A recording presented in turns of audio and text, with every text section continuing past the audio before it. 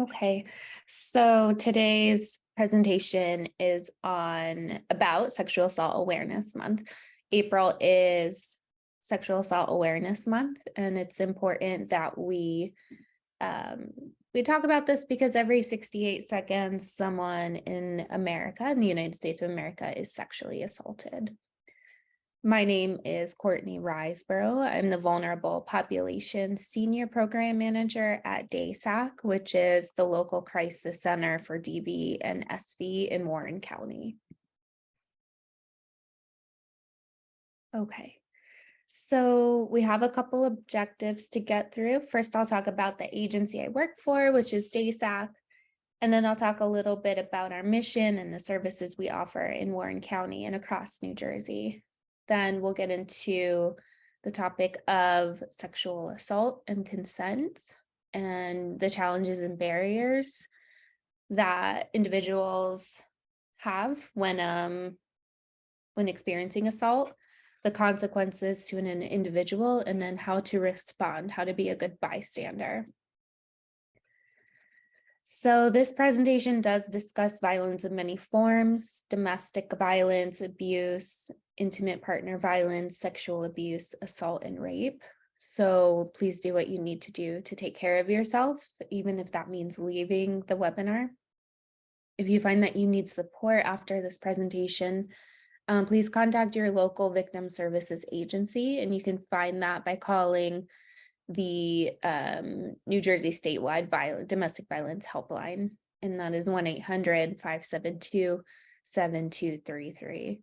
And then I would ask that you refrain from bringing up personal experiences in the chat or QA, and rather you call a hotline for assistance. All right, so the mission of DASAC is to help serve and advocate for those impacted by interpersonal violence. We're proactive regarding prevention, and we're here to create positive change. Everything we offer is free and confidential. And if you or someone you know is being hurt, we can always help. Our hotline is 24/7, and it's 908-453-4181. We offer a lot of different services. So we do offer a safe house and shelter. We operate 24/7 through a hotline and a web chat. We offer free and confidential individual counseling. We offer group counseling. We have a response team who shows up to police stations and hospitals to help victims of DV or SV. We offer recovery support, legal advocacy, case management. Our vulnerable populations program focuses on military connected victims, older adults, and those with disabilities, as well as economic empowerment and tech safety. And then we have a deaf services program that's offered in American Sign Language, and a bilingual counseling program, which is offered in Spanish. Okay, so today we'll define what consent is in sexual assault. We'll learn about the options available for survivors of sexual assault, and we'll understand the appropriate response. So sexual assault refers to sexual contact or behavior that occurs without explicit consent of the victim. Some forms of sexual assault include attempted rape, fondling or unwanted sexual touching, forcing a victim to perform sexual acts such as oral sex or penetration. Penetration of the victim's body is also known as rape. Rape is a form of sexual assault, but not all sexual assault is rape. The term rape is often used as a legal definition to specifically include sexual penetration without consent. Okay. And then force. Force can be physical, emotional coercion, psychological force, or manipulation to coerce a victim into non-consensual sex.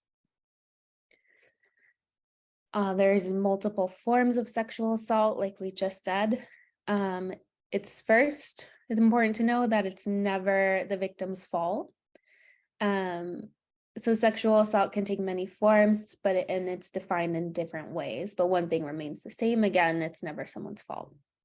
So for childhood sexual assault, this is when a perpetrator intentionally harms a minor physically, psychologically, sexually, or acts of neglect.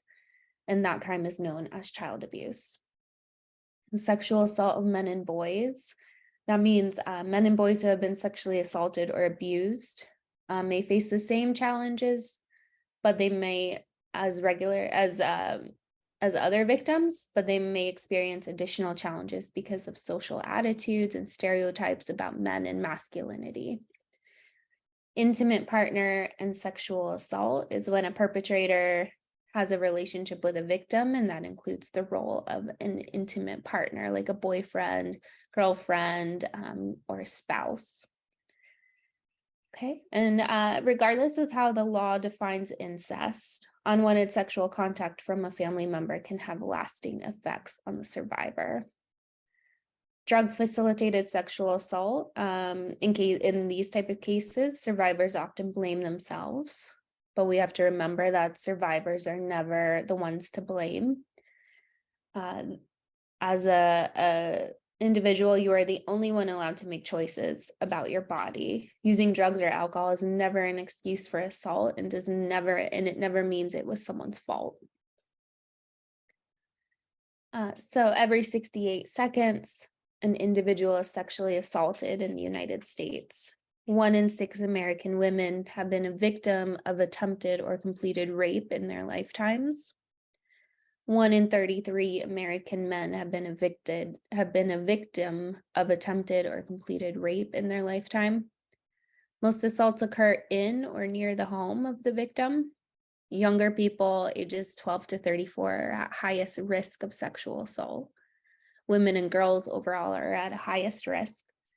And transgender individuals, such as students, are at a high risk of victimization. For example, 21% of transgender college students have been sexually assaulted. Oftentimes, the individual who committed the act, the perpetrator, knows the victim. 8 out of 10 rapes are committed by someone the victim knows. The majority of those are committed by an acquaintance, a former or current romantic partner, or spouse. For victims who are incarcerated, 60% of sexual assaults are committed by employees, by jail or prison staff. The majority of perpetrators are 30 years or younger. And oftentimes perpetrators of rape are serial offenders. 1 out of 1,000 suspected rape perpetrators the cases are referred to prosecutors. Of those, 370 will have at least 1 prior felony. 520 of them will be released, and 70 will be arrested for committing another crime before the case is decided. And there are multiple effects on a victim of sexual assault. The most common is depression. They may experience flashbacks, which are memories of past traumas, and they feel as if they're taking place in the current moment. After a traumatic event, it's typical to have feelings of anxiety, stress, or fear, making it difficult to adjust or cope for sometimes afterwards, and this presents as PTSD. Victims and survivors may also engage in self-harm. They may have acquired a sexually transmitted infection. They may develop substance use. They may experience disassociation, which is one of the many defense mechanisms the brain uses to cope with the trauma of sexual violence. They may experience panic attacks and disordered eating. This is because sexual violence can affect survivors in many ways, including perceptions of the body and feelings of control. So disordered eating may help someone feel a bit more in control, although it's not a healthy coping mechanism. They may experience unwanted pregnancy, sleep disorders. So that can look like having trouble falling asleep, staying asleep, sleeping at unusual times of the day, or sleeping for longer or shorter than usual. And they may experience thoughts of suicide due to the assault. So what you would look for in someone who's experienced sexual assault are warning signs, because you would want to help them. So first, you would look for signs of depression, which can look like sadness, lack of energy, changes in sleep, or withdrawing from normal activities or feeling down. You may notice that they're engaging in self-harm, that they're experiencing low self-esteem. They have newly acquired STIs. This might be a huge red flag in certain communities, such as populations with disabilities, or an older adult with a cognitive disability. They may experience anxiety that they never had before. They might start avoiding specific situations or places. If they're a student, they may experience failing grades. They may increase their substance use to cope with the sexual assault. You may see signs of them being in an abusive relationship.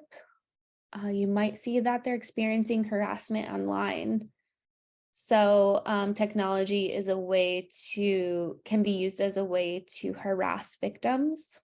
Some people use technology like digital photos, videos, apps, or social media to engage in unsolicited or non-consensual sexual interactions.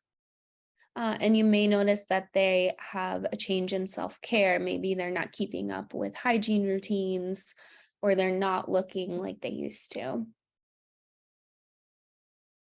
And then as you see these warning signs, you want to know that your role is in the prevention and response. So first, if you notice that a sexual assault may be about to occur or starting to occur, you would want to engage in bystander intervention. This is when you see something that doesn't seem right, and there are simple ways to step in and help someone. You can create a distraction by directly asking, "Do you need help?" You want to make sure to ask the question when the perpetrator is not listening or nearby in order to de-escalate the situation from turning into a crisis. You would want to get others to help. And then you want to extend support when the situation has ended. So maybe you would ask someone, "Do you want me to walk with you to your destination?" It's important to learn how to respond under pressure. So again, this is for a survivor or an individual who may be experiencing pressure from someone else to engage in unwanted sexual activity. So first, you would want to remind yourself it's not your fault. It's important to trust your instincts, have a code word with family and friends. It's okay to lie in these situations where it's not safe and you need to get out, and you need to get it out safely without escalating the situation. And it's important to have an escape route. It's important to understand alcohol safety. It's important to have a safety plan. And it's important to understand what consent is. And then the next few slides will define consent, what it looks like and what it doesn't look like. So consent is a general concept that's always the same. It's an ongoing process of discussing boundaries and comfort. It's an agreement between participants to engage in sexual activity. It should always be clearly and freely communicated. It's a verbal and affirmative expression of consent that can help parties to understand and respect boundaries. There are times when consent cannot be given. So consent cannot be given when someone is a minor or underage, when someone is intoxicated or under the influence of drugs. Consent cannot be given by someone who is asleep or unconscious. Consent cannot be given by someone who's under pressure of intimidation or threat to agree to an activity.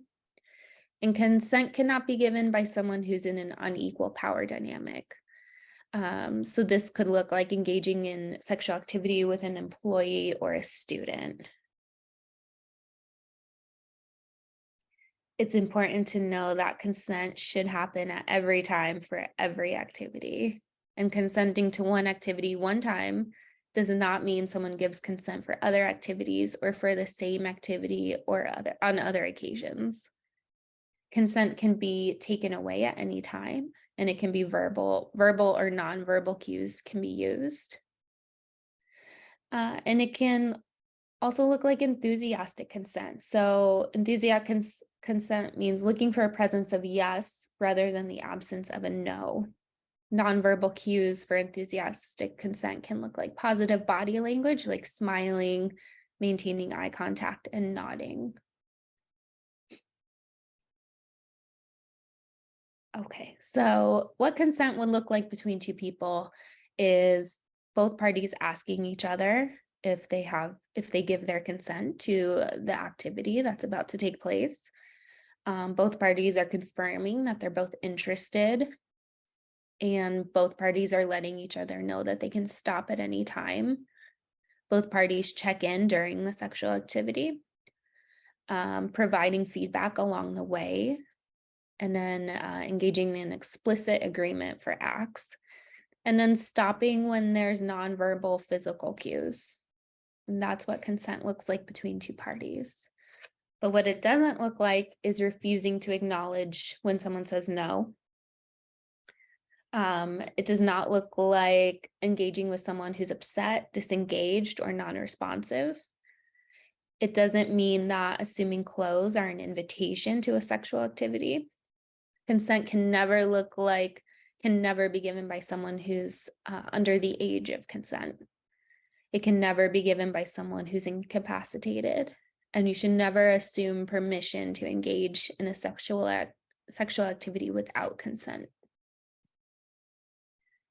Okay, so the next part is how to respond to someone who's disclosed a sexual assault. And so first, you want to thank that person for sharing. You want to say, thank you for sharing. I'm sorry this happened to you. Then you want to ask how you can help. You want to say it's not your fault and how can I support you? You never want to tell a victim or survivor what to do or to give advice. You want to let them make their own decision and you want to support that decision. It's important to offer support and reassurance. You want to be present when listening. You want to remind someone it's not their fault. You want to accept their decision, and you want to practice active listening and acknowledge their feelings. You don't want to minimize their experience, interrupt them, or ask what they were wearing, or challenge their experience or accuse them of lying. It's important to offer ongoing support. Know that healing can take a lot of time. So it's important to check in and offer them normalcy. You want to include them in regular activities as you would as usual. It's important to reach out regularly so they know you're thinking of them, and practice ongoing empathy. So you may see that they're changing their behavior, doing things that you don't support or that you don't enjoy or approve of, but know that people cope in trauma. They cope with their trauma in different ways. Sometimes they do it in unhealthy ways. And the best way to help them is to be supportive and let them know that you're always there. Okay, so there are quite a few sources and resources for survivors of sexual violence. First is RAINN, the Rape, Abuse, and Incest National Network. This is the country's largest resource for sexual assault victims. Their number is 1-800-656-4676. In New Jersey, there is the New Jersey Coalition to End Domestic Violence. Their hotline is 1-800-572-7233, and they would connect you to your local crisis center. For individuals who are deaf, there is a deaf hotline in New Jersey, which is 609-528-7216. If you ever wanted support from DASAC, our number is 908-453-4181. If you needed to talk to an advocate who's fluent in ASL, you can reach out via email at thedeafadvocacy@dasac.org. And it's important to know in New Jersey, for New Jersey workers, those who have been victimized and are taking time off to deal with issues related to sexual violence or domestic violence, temporary disability insurance and family leave insurance offers cash benefits for that income lost. So what you would do is go to the New Jersey Department of Labor website for more information. Another resource is the Victims of Crime Compensation Office. So any survivor who's lost wages, lost property, has high medical bills, due to an act of violence, they may be compensated for reimbursement. And that is VCCO, Victims of Crime Compensation Office. And other than that, I'll definitely stay on to take any questions, or any feedback would be great. Time to take to the link to the survey that has been added to the chat for your convenience. Please, please, a special thank you for Courtney for taking her time, dedicated time to present to us today.